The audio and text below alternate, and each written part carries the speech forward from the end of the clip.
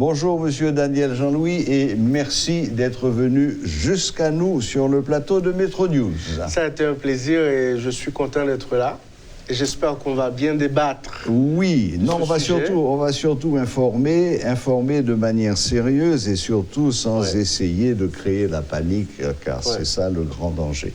Il faut informer tout en évitant de créer la panique. C'est ce que tout le monde essaye de faire dans le monde. Bon, on ne va pas reprendre les grands chiffres de cette épidémie, qui n'est pas encore une pandémie, mais on y va à grands pas.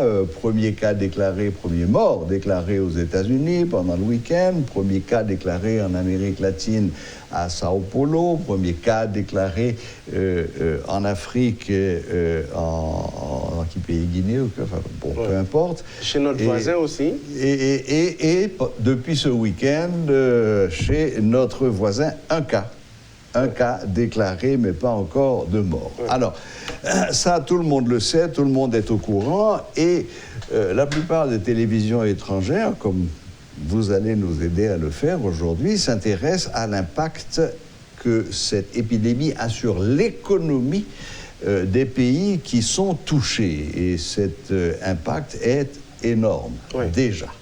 Alors, pouvez-vous un petit peu brosser le tableau de cet impact sur l'économie? Bon, d'abord, c'est la question de ce qui se passe. On ne va pas faire la grande histoire sur ce qui se passe à l'économie mondiale, qui a perdu la semaine dernière plus de 6 000 milliards de dollars. Toutes les bourses sont en chute. Toutes les bourses étaient en chute, mais aujourd'hui, là, ça commence à reprendre. Oui, ça reprend aujourd'hui. Et donc, c'était clair que le coronavirus, à partir de ce moment, ne va pas plonger l'économie mondiale dans une récession. C'était la peur. Parce que pendant 10 ans, l'économie mondiale a cru de manière consistante. Tout le monde a pensé que, d'une manière ou d'une autre, l'économie mondiale était prête pour une récession qui n'était pas arrivée. Et tout d'un coup, le coronavirus a renversé les tendances de la bourse pour une perte de 6 000 milliards de dollars, le pire. 6 000 milliards. 6 000 milliards, c'était la plus grosse perte depuis la crise financière de 2008. Donc ça a fait peur.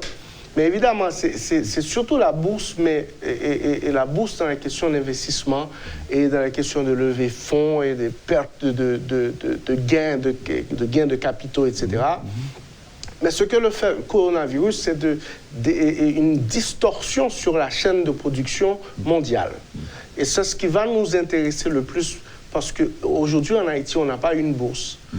Mais malgré ça, qu'on n'a pas une bourse qui va chuter ou qui va gagner, le coronavirus va impacter le prix des produits que le consommateur haïtien doit payer chaque jour.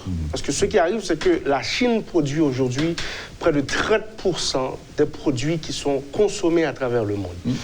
Entre 28 et 30%. Et les États-Unis, qui vient après, produisent 10% de moins que la Chine. Donc, vous voyez l'impact.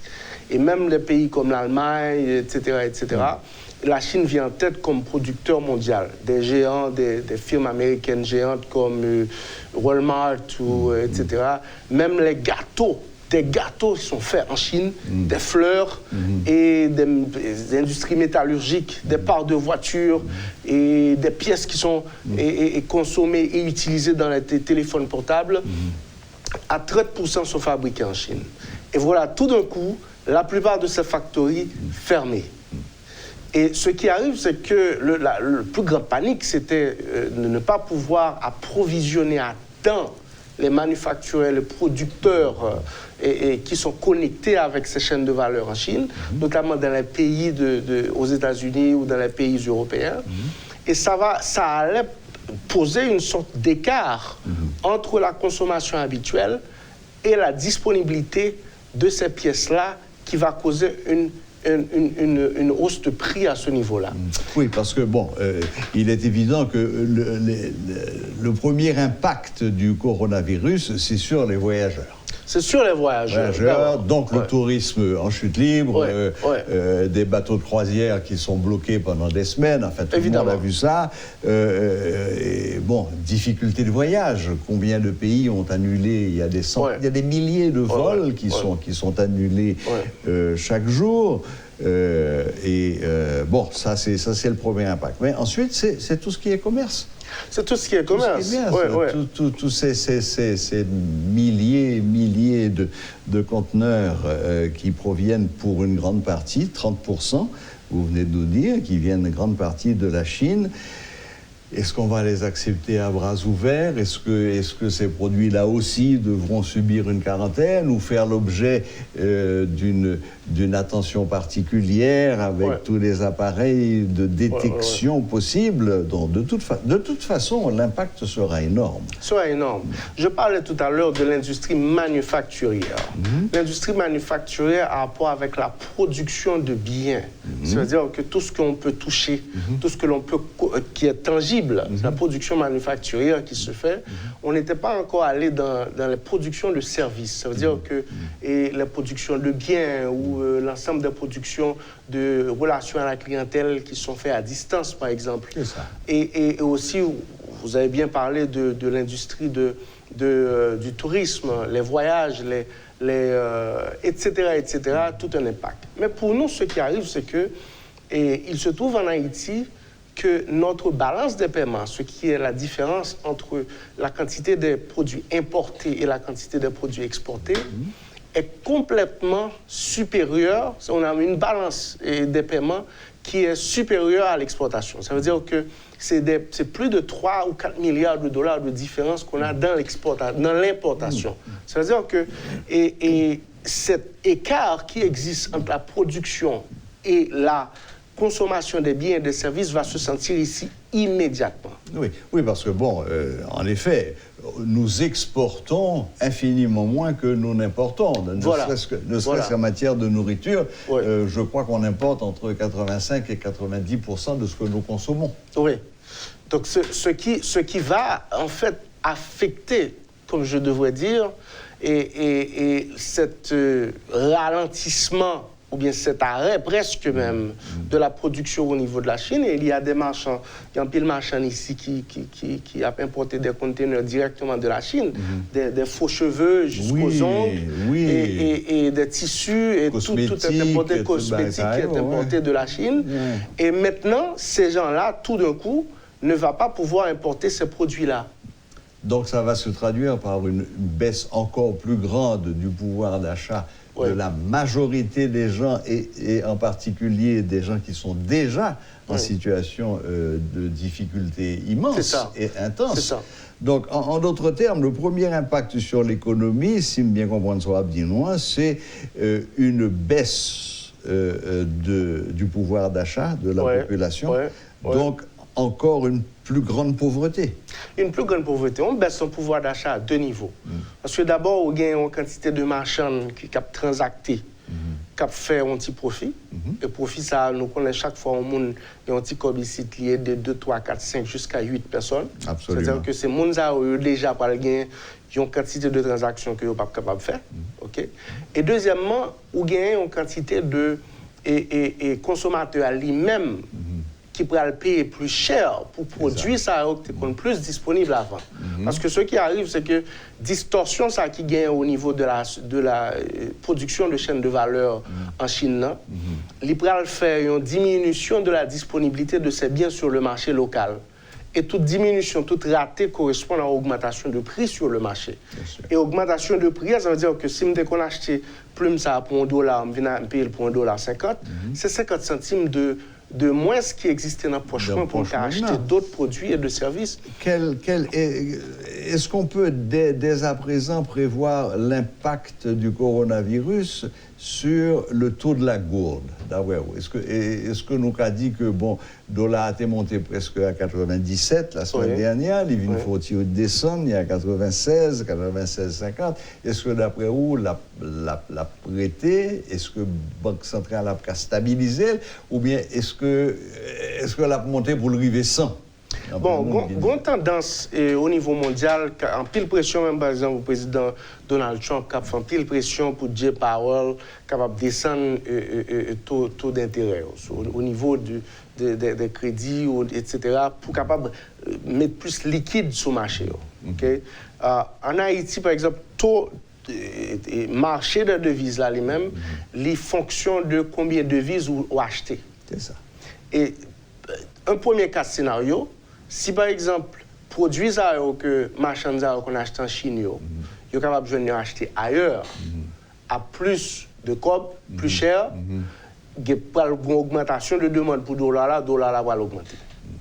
Mais si toutefois que L'on dit dollar va l'augmenter, ça veut dire que la gourde va augmenter par rapport au dollar. La monter à 97, 98, 81 ou bien? Oui, ça veut dire que gourde a perdu valeur. Gourde a perdu valeur. Gourde a perdu valeur en fait par rapport avec dollar. Très bien. Et deuxième cas de scénario, c'est que côté monde ça n'a pas arrivé joindre produit ça nulle part et qu'il n'a pas commandé. C'est-à-dire balance des paiements, les viennent rapprocher plus par rapport avec différences que le gagnant. Donc pas gagné une demande qui fait pour dollar là, donc pas une pression qui fait sur lui, donc de ce fait de là qu'a stabilisé. Mais malheureusement dans le cas ça, l'État semble un bon bagage. Oui. Mais elle pas nécessairement un bon bagage parce que une quantité de besoins qui pas satisfaits. Voilà. Parce que c'est une stabilisation que je suis capable de brûler qui est synthétique. Qui les marquait substance. Factice, oui. Voilà, c'est pas parce que l'économie a marché plus bien, c'est pas parce que nous produisons plus, nous exportons plus, c'est parce que il y a une quantité de biens qui n'est pas disponible, voilà, qui n'est pas disponible sur le marché. Très bien. Bon, eh bien. Bon, Jean Abdil, avant que l'émission ne commence, il faut y parler. Oui. On est là. Pour attendre une nouvelle de République dominicaine, comme qui Jean-Baptiste a évolué beaucoup côté par et tout. Parce que si vous regardez bien, jusqu'à présent, on a été protégés. Parce que l'après-midi, c'est semaine passée seulement. C'est la semaine dernière que le premier cas s'est présenté au Brésil, à Sao Paulo. Bon, l'Afrique, tout, mais les États-Unis ont connu leur premier mort pendant le week-end. Bon, l'Europe même, on ne peut pas parler d'Italie. Quant à la Chine elle-même, l'Iran, on n'a pas fait sur le chiffre iranien. Les Iraniens ont menti sur la réalité des choses. Mais finalement, dans zone pas loin, dans l'hémisphère pas loin, jusqu'à présent, on était plutôt protégés.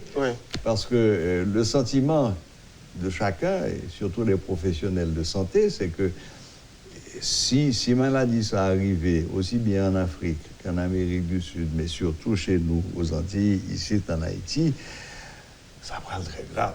Non, on n'est pas prêt. On n'est pas prêt parce que tout système de santé est défaillant.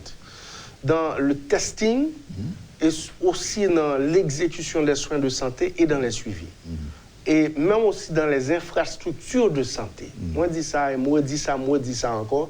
Il est hors de question que le ministère mélange les éventuelles victimes du coronavirus aux malades habituels. Il faut que le ministère dégage un côté d'un budget et demander au OMS ou bien, je ne sais pas, cherchons façon quand même pour mettre en zone de quarantaine pour capable héberger maladies de victimes coronavirus. Il y a une tendance qu'il y a cherché l'hôpital, il y a un hôpital dans chaque département pour faire une unité de coronavirus dans le coin là. Ça ne va pas marcher. Ça ne va pas marcher. C'est augmenter le risque. C'est trop de risques. Parce que la maladie se transmet de personne à personne. Ou bien, il doit y avoir un malade, par exemple, qui a toute précaution qui prend une infirmière qui soigne, on a toussé sous gants ou bien sous tout cela, et puis même Mounza, là, non, l'autre unité, et puis il contamine elle. Donc c'est trop de risques que de le faire. C'est une maladie certainement contagieuse, mais enfin bon, aussi il faut écouter les professionnels de santé. Moi ici, j'ai eu l'occasion de recevoir des professionnels de santé. Bon, mon série dit nous qui sont plutôt rassurantes. La première, c'est que déjà, un certain nombre de l'hôpital en Haïti qui déjà préparé des zones de quarantaine. L'aéroport international est équipé pour tester les gens, au moins pour prendre la température, parce que si sous pas la fièvre, en principe, ou pas un lit. Et aussi, on aurait reçu de la communauté internationale, tous les équipements pour faire les tests, pour faire les diagnostics. Et m'attendais sur radio, je dis à tout, l'OEA a décidé de mettre ensemble et toutes les forces des pays membres de l'OEA pour faire front commun de lutte contre le coronavirus. Côté, ils ont décidé de aider les gens qui sont moins bien préparés, tant que nous. Donc, ça veut dire que, bon, essayons de voir le verre à moitié plein plutôt qu'à moitié vide. Ça veut dire tout que j'ai l'impression que d'ici, dans zone panois, des gens ont vraiment pris conscience du risque et que s'il arrivait rentrer, c'est pas grave. Donc, il y a des mesures préventives, semble-t-il, qui sont en train de se prendre, dans tous les cas, conscients de réalité, de danger gain, et apparemment, il y a des effets, ça vous le faire. Bon, moi-même, je travaille avec des chiffres précis dans l'économie, dans la recherche, et pour étudier le risque, ce sont des risques, ce sont des facteurs précis pour étudier le risque. Je ne pas senti ni dans le comportement mondial, ni dans plan que a présenté, que on prend en compte toutes les variables, des variables que compte ce. Parce que j'aurais dû me rendre en Italie la semaine dernière. J'ai annulé mon voyage. Pas de gagner à Rome, mais à Lombardie, où le virus a éclaté. On a fermé toutes les écoles, toutes les églises, toutes les activités. Ces formes de comportement ça, qui montraient aux populations que, pour les rassurer, c'est pas au bon coin, on a par exemple, à l'aéroport. Ce petit appareil, c'est bien, c'est un premier pas. Mais la période d'incubation, dès qu'on doit prendre un virus là, ou bien 11 jours, ou pas sentir aucune fièvre, ou passer très bien dans l'aéroport, voilà la caillou, et tomber malade 2-3 jours. Et même 2-3 jours, dans quelle ambulance on va transporter ces gens-là? Parce que la question de santé, c'est une chaîne. Ça va dans le transport des malades jusqu'à le soin, la réception des malades, l'isolement, et les équipements, les soins et les suivis. Donc, je n'ai pas senti que... Je suis beaucoup rassuré, en tout cas. Beaucoup rassuré. Il faut des centres d'isolement. Tout le temps que je suis beaucoup des centres d'isolement avec des personnels de santé qui est entièrement dédié avec ça, et pour commander tout équipement qui est nécessaire, protection pour le faire, je suis beaucoup rassuré. Je pense que vous êtes sur la bonne voie, vous commencez à comprendre, mais vous devez aller plus loin, plus rapide. Parce que nous avons regardé là, non seulement ça a un aspect question de santé grave qui est capable et un déferlement rapide, mais aussi il est capable de tuer une économie qui est déjà mourante. Pas oublier parce que l'économie nous a déjà un taux de croissance négative l'année dernière. Et il y a le kidnapping qui continue à naguer les investisseurs et à poser plus de risques pour l'économie. Il y a d'autres facteurs comme les violences, le facteur des violences et aussi le facteur des corruptions qui continuent à naguer les investissements pour empêcher la création d'emplois à se faire dans ce pays. Mais à quel niveau? Moi, je veux croire les dirigeants. Je veux les croire. Je suis un investisseur, je paie des taxes, je veux les croire, mais il faut qu'ils me convainquent. Il faut je dois voir des signaux clairs, des plans clairs, définis. Qu'est-ce qui va se faire, comment, combien ça va coûter et quand ça va se faire. Bon, et je crois, monsieur Daniel Jean-Louis, qu'on a fait le tour de la question. Pas rien qu'à dire encore. On continue, on continue à prier pour ceux qui prient. On continue à prier pour le virus va arriver aux frontières. Et surtout souhaiter que les autorités prennent conscience et que commencent à macro certain nombre de... Parce que j'en ai dit là, combien d'événements sportifs ont été annulés, c'est ça. Salon, les écoles, les restaurants, tout fermé, la ville désertique complètement. Le salon d'automobile de Genève annulé. Le marathon de Bagondieu annulé. C'est l'ampleur que ce virus, c'est l'ampleur que ça représente sur la santé mondiale. Interdiction de rassemblement de plus de 5000 personnes, même dans des lieux ouverts. Donc, Longtemps des bails, bon, évidemment, il faut peur, mais dans le même temps, on dit, bon, OK. Est-ce que nous faisons assez? Au moins, mon sayo, il prend un dossier au sérieux. Bon, sous beau pas nous, comme on a dit, il n'y a pas encore de cas déclarés, donc il n'y a pas de raison de paniquer. Mais d'accord, nous avons ouais que un peu plus, des choses plus tangibles, plus pratiques. D'accord.